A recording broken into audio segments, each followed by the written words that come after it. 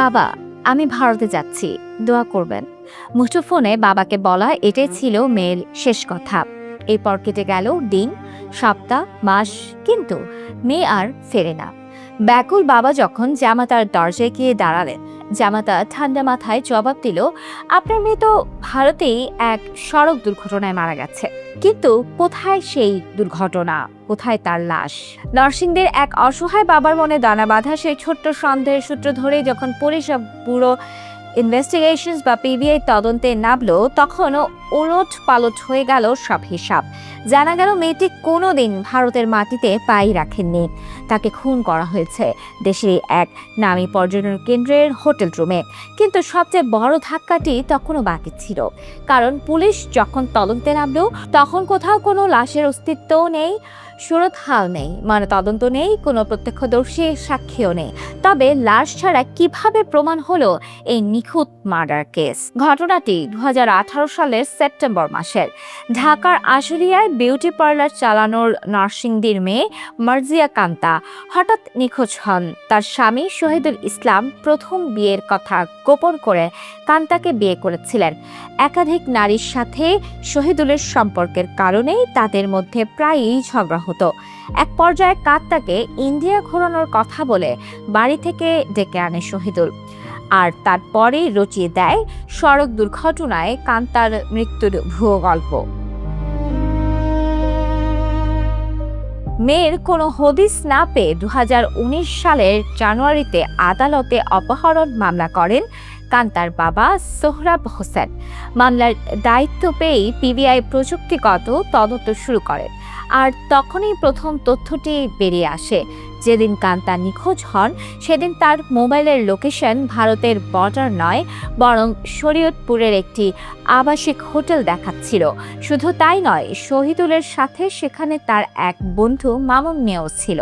PBI এর কর্মকর্তা বুঝলেন এটা কোনো সাধারণ নিখোঁজ বা দুর্ঘটনা নয়, এর পেছনে রয়েছে সুগভীর কোনো চক্রান্ত।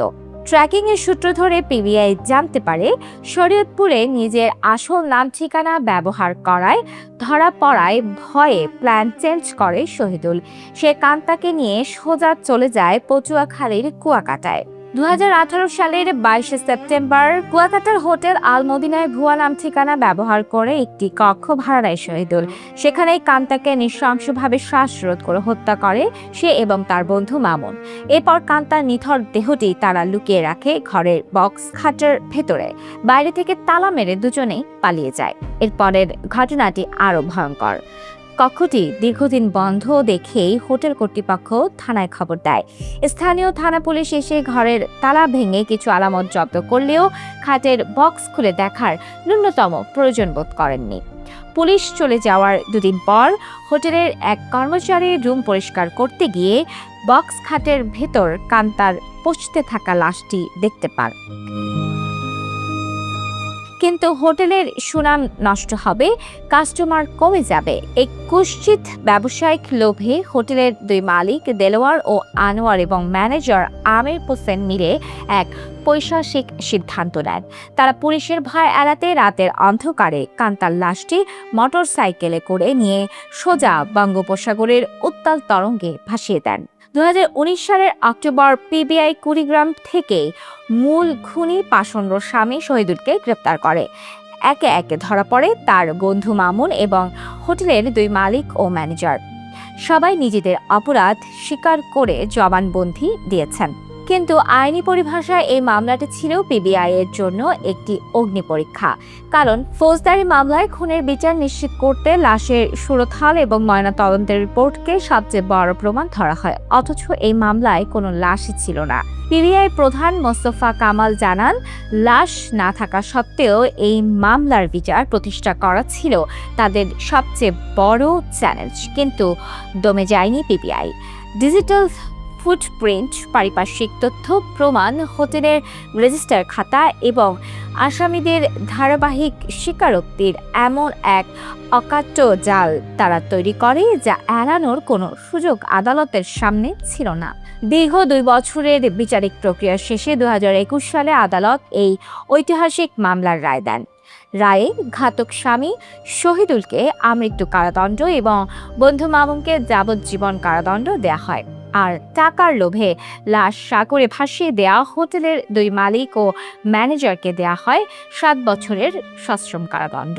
সম্প্রতি 2026 সালের জানুয়ারিতে পিবিআই সদর দপ্তর থেকে প্রকাশিত বিশেষ অপরাধ তদন্তের বইয়ে মার্জিয়া কান্তা হত্যাকাণ্ডের এই রোমহর্ষক বিবরণটি প্রকাশ করা হয়েছে, যেখানে স্থানীয় থানা পুলিশের দায়সারা তদন্তের সমালোচনা করে বলা হয়েছে, শুরুতেই যদি হোটেল রুমের বক্স খাতটি ভালো করে তল্লাশি করা হতো তবে হয়তো কান্তার দেহটি সাগরের অতলে হারিয়ে যেত না।